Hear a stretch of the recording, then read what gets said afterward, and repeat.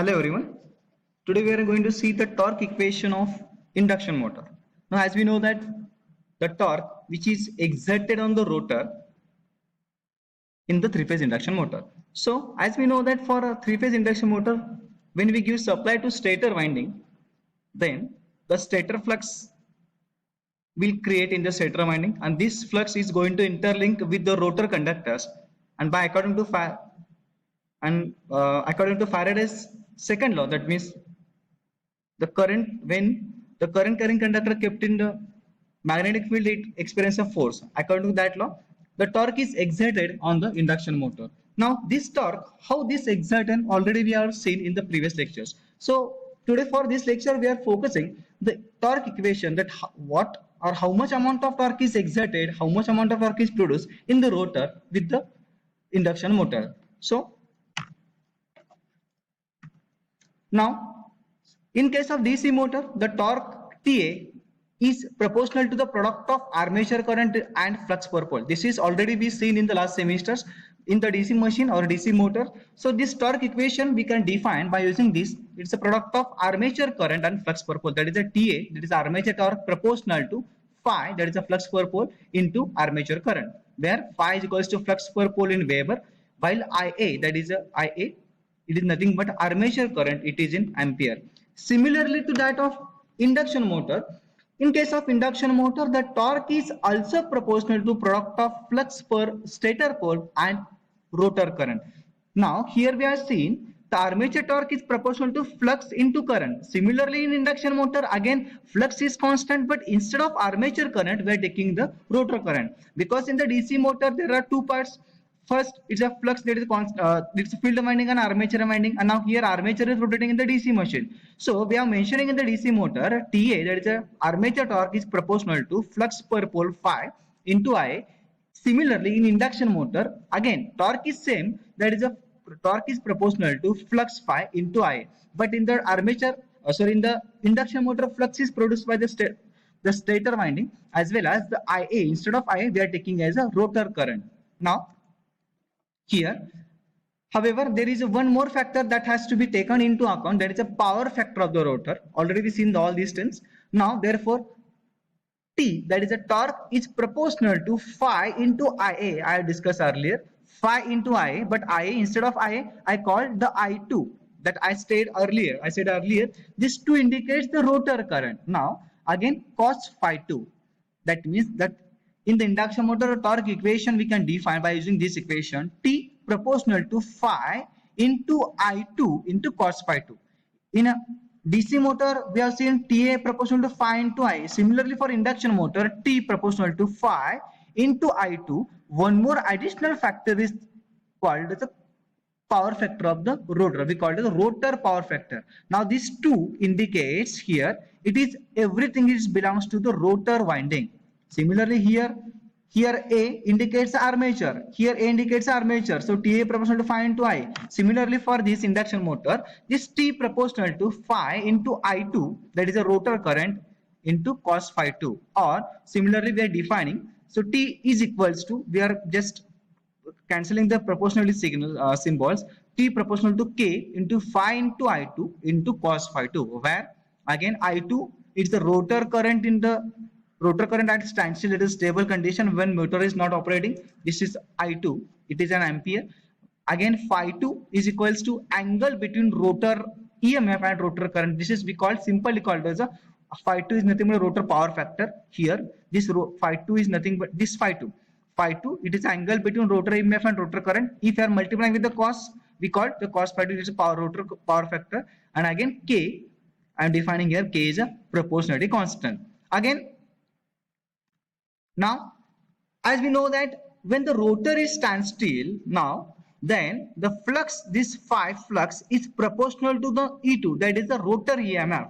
So we can put the value of phi here as a E2, because at standstill condition, when the rotor is at standstill condition, we know that the flux phi, that is flux phi, is dependent on the rotor EMF, that is E2. So we can directly put this E2 proportional to phi. So here we are replacing this equation, we are replacing one term only, the flux phi here. Instead of phi, we are putting there as a E2. So this equation becomes T proportional to phi. Instead of phi, we are putting as a E2, T proportional to E2 I2 cos phi 2.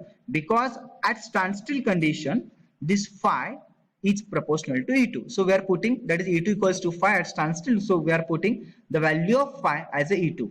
Therefore, or T is equals to again K1 E2 I2 cos phi 2. Again, this is a K1 is another constant. We are putting K as a constant, so we are K1, it is another constant. So this is nothing but an torque equation of induction motor. It's a general expressions.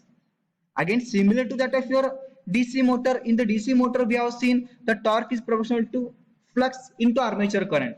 In similar way, for induction motor, we are taking again the torque is proportional to the flux current.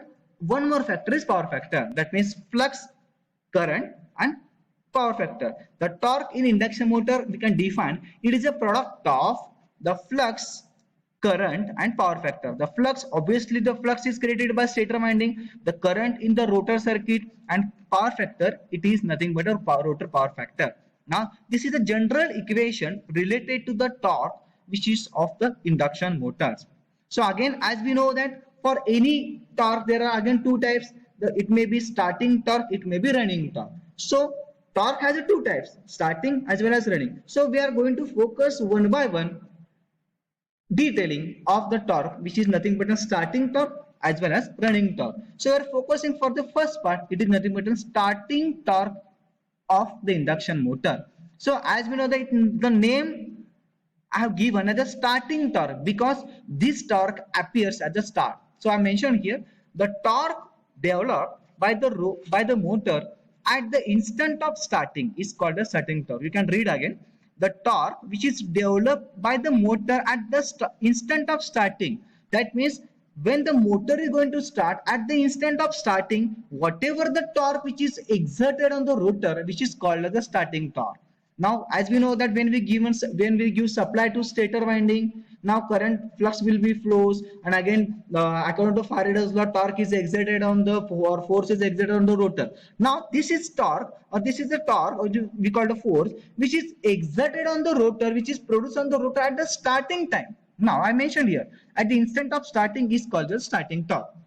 Now in some cases maybe the starting torque is greater than the normal running torque, or whereas in some cases the starting torque may be less than the normal running torque. The running torque is different, again the starting torque is different. So again, by as simply I mentioned the definition of starting torque, the torque which is produced at the starting point of the, or we call it at the starting instant of the induction motors. So again we'll see detail. Now this is equation regarding the starting torque of induction motors. Now for this is expressions. So here we are considering some terms. Let E2 is equals to rotor EMF per phase at standstill condition, because the starting torque is nothing but a starting phase or in the starting moment. So we are considering the rotor is a standstill condition, and now in that case the torque is exerted. म्हणजे आपण ह्या starting torque हे स्टँडस्टिल condition म्हणजे काय, rotor आता फिरत नाही, rotor माझा stable आहे. ओके, रोटर स्टेबल आहे. नाव मी स्टेबल रोटर, मोटर बंद आहे, रोटर माझा फिरत नाही, मोटर स्टँडस्टिल आहे, मोटर बंद आहे. मी सप्लाय दिल्यानंतर जेव्हा मी 3 फेज एसी सप्लाय मोटरला जेव्हा देणार आहे त्या केसमध्ये काय होणार, ह्या रोटर वरती ऑटोमॅटिकली फोर्स किंवा टॉर्क क्रिएट होणार आहे. Now that means we are considering all these terms it is in standstill conditions. म्हणजे रोटर माझा स्टेशनरी आहे, रोटर कॉन्स्टंट आहे, मोटर अजिबात फिरत नाहीये, त्या इन्स्टंटला जो काही टॉर्क क्रिएट होणार आहे, I call this is nothing but starting torque. That means whenever the starting torque we are considering all the parts are stationary. That means now motor is in rest condition, motor is in standstill condition. Now we are giving supply to the motor. Now when we give supply to the motor, obviously the torque is exerted. Now this torque we called, already we seen, this torque is called a starting torque. So for all these terms, for finding the equation, we are considering all these terms at a standstill, or at we call the starting, or we call the stable conditions. So we are assuming some data. Let E2 it is equals to rotor EMF per phase at standstill. Now 2 indicates again rotor E for EMF. expressed these terms in earlier lectures. So R2 is equals to rotor resistance per phase, X2 rotor reactance per phase at standstill, because we are considering the torque, it is for 3-phase induction motor. So again, for 3 different phases, the EMF may be different. For R phase may be different, Y phase may be different, for B phase may be different. So for simplicity, we are considering now this E2 is equals to rotor EMF per phase at standstill, while R2 is equals to rotor resistance per phase. Again, X2, that is a rotor reactance per phase at standstill. Now, as we know that Z2, again Z indicates the impedance. Now 2 indicates obviously rotor. So Z2 is equals to square root of R2 square plus X2 square. Now we are putting just, they are adding these two terms only. That is equals to rotor impedance per phase at standstill. Then, as we know that I2, that is a rotor current, is equals to voltage upon impedance. That means current is equals to voltage up in AC, current is equals to voltage upon impedance. So we are taking this current, rotor current is equals to rotor EMF divided by rotor impedance. So we are taking I2 equals to E2 by Z2, that is equals to, we know that E2 we are taking as it is E2, but Z2 we are defining by square root of R2 square plus X2 square. So we are putting is this value of Z2. So again, this is one term. Now again, cos phi 2, as we know that cos, it is the cosine of angle between the cosine of angle between the impedance as well as the resistances. So we are putting this cos phi 2, again this is equals to R2 by Z2. This can be drawn by using the power angle, or we call it the power triangle of this particularly impedance. Now cos phi 2 is equals to R2 divided by Z2. Therefore R2, we are putting again the value of Z2, that is the R2 square plus X2 square.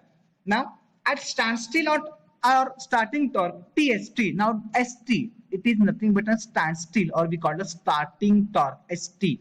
Standstill, or we call the starting torque, is equals to K2 E2 I2 cos phi 2, because this is a general term already we seen here. Now we are seeing here this term T is equals to K1 E2 K1 into E2 into I2 cos phi 2, already we seen in the previous equations. So we are putting as it is. So TS2 equals to K1 E2 I2 cos phi 2. Now or TS2 is equals to K1 into E2. Hey, the equation, this equation, it is a general equation of torque. So we are putting general equation as it is. So where TS2 is equals to K1 into E2, we are putting value of I2 here. So value of I2 already we find here. So we are putting I2 is equals to E2 divided by square root of R2 square plus X2 square into, again, value of cos phi 2. Cos phi 2 I will find here, cos phi 2 R2 divided by square root of R2 plus R2 square plus X2 square we are putting here. So by using the multiplication, we are getting the, again here, that is equals to K1, as it is K1. Now this E2 into E2 will get E2 square, and this term R2.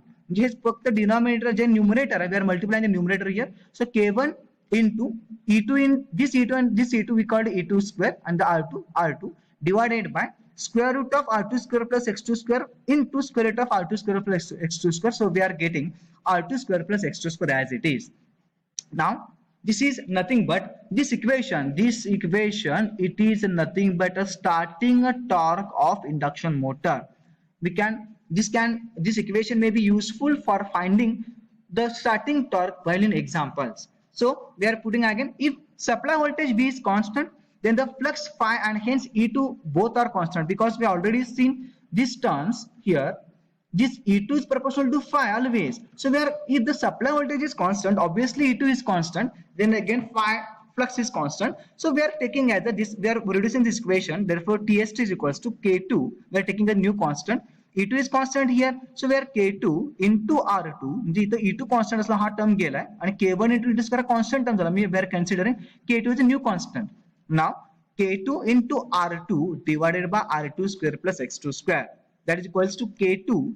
Now R2 हे फक्त split केलं, R2 divided by R2 square plus R2 divided by X2 square, R2 La R2 गेलं, so that is equals to K2 into R2 divided by Z2 square. That means this R2 square plus X2 square, it is nothing but an Z2 square, where K2 is some other constant. Now K1 is equals to 3 divided by 2 pi ns. Now this, therefore TST, that the total starting torque equals to 3 divided by 2 pi ns into Et square divided by R2 divided by R2 plus X2, R2 square plus X2 square, where this ns equals to synchronous speed in R. So they have mentioned the K1, it is a constant which is nothing but 3 divided by 2 pi into ns. Therefore, TST, that is the starting torque by here. Now this equation they are putting by using this one. Already this is a final expression regarding the starting torque. So this equation again they putting the value of K1 directly here. So this TST, as we know that TST equals to K1 E2 square into R2 divided by R2 square plus X2 square.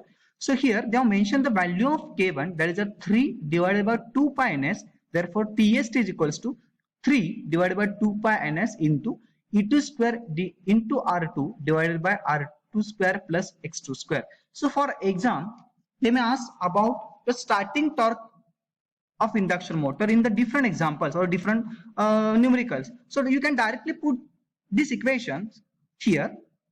You can directly use this equation for solving the different numericals or examples related with the starting torque of induction motors. So this TST is nothing but the starting torque. We are getting the final expression of the starting torque. This starting torque TST equals to 3 divided by 2 pi ns. This value is the value of the constant. Again, this E2 square into R2 divided by R2 square plus X2 square. And note down this ns, it is a synchronous speed in RPS, that is a revolution per second. It is not in revolution per minute. This is an expression regarding the starting torque equation of induction motor. Now we are going to see the condition for the maximum starting torque. That means the maximum starting torque means at which instant, at what is the condition for we are getting the maximum starting torque, as we seen in the different application of the DC motors. Now this the shunt motor has a normal starting torque while the series motor has a high starting torque. So if we want to get the maximum torque at the starting, then what will be the condition we are going to see. Now it can be proved that the starting torque is maximum when rotor resistance is equals to reactance. Now as we know that rotor resistance means R2, again rotor reactance means X2. So now TST equals to K2 into R2 divided by R2 square plus X2 square. So by this is, as we know, this is equation already be seen by using this. Now TST equals to 3 divided by 2 pi ns E2 square R2 square plus X2 square. Now all these terms are constant because we are putting as a constant. So we are taking this K2, TST equals to K2 into R2 divided by R2 square plus X2 square. So for getting the maximum value of torque, we call it maximum starting torque, we are differentiating this equation with respect to the R2. That means here d by dr2, we are taking a derivative, we are taking a different differentiative of that particular value, the starting torque. म्हणजे आपण इथे काय केलं हे आपल्याला माहिती आहे की equation आलेलं आहे. We are taking only the derivative of this term with respect to the R2 because we are getting the maximum starting torque. RP is nothing but it is a term related with the rotors. So if I want to get the maximum starting torque, I am getting the derivative of, or we call the derivative of this term with respect to the R2. So again, this d by dr, that is the derivative of this term with respect to R2, we are putting as a K2, which is constant, is equals to 1 divided by R2 square plus X2 square because we know the derivative. So again, this R2 terms, because we are taking the respect to R2 terms 1 upon x. If you are getting the derivative of x, it is equal to 1 upon x. So 1 upon R2 plus X2 square minus R2 into 2R2 divided by R2 square plus X2 square now is equals to 0 because we are for getting the maximum torque, we should put all these derivative terms to the 0. So by solving this, we are getting this condition. So for any Viva purpose, you should remember these terms only. That means the condition for maximum starting torque is of R2 is equals to X2. That means if your rotor, this R2 indicates the rotor resistance, this X2 indicates the rotor reactance. If at the standstill condition or if at the starting condition, if your value of R2 is equals to X2, that means if your rotor resistance is equals to rotor reactance, then if this condition is fulfilled, then you will get the maximum torque at the starting conditions. Now, as we know that this is the equation regarding the starting torque. TS2 equals to K1 E2 square R2 divided by R2 plus X2 square. If the value of this R2 is equals to X2 as per this is the condition. If I get R2 equals to X2, this is the condition for maximum torque. This condition म्हणजे काय हे सांगितले की जर तुमच्या rotor मध्ये जर if you have the rotor resistance is equals to rotor reactance, then you will get the maximum starting torque. Now putting value here, if I putting the R2 equals to X2, then this becomes 2x2, R2 is equals to X2, then R2 plus X2 square म्हणजे जर put केलं you will get this equation. Now R2 square plus X2 square is equals to 2R2 square. This is achieved if I consider the condition that is equals to R2 is equals to X2. Now we can use this condition in the exam, in the Viva or in the different numerical. They may ask to find the maximum starting torque. Then you should use this formula, that is R2 equals to X2. Just put this value in this starting torque equation of the induction motor. If you put R2 equals to X2, you will get the maximum starting torque of the induction motors. Now in the Viva or in maybe different applications, in maybe different exams, they may ask about the conditions about the maximum starting torque. So we have to just remember these terms. When R2 equals to X2, this is condition for maximum starting torque.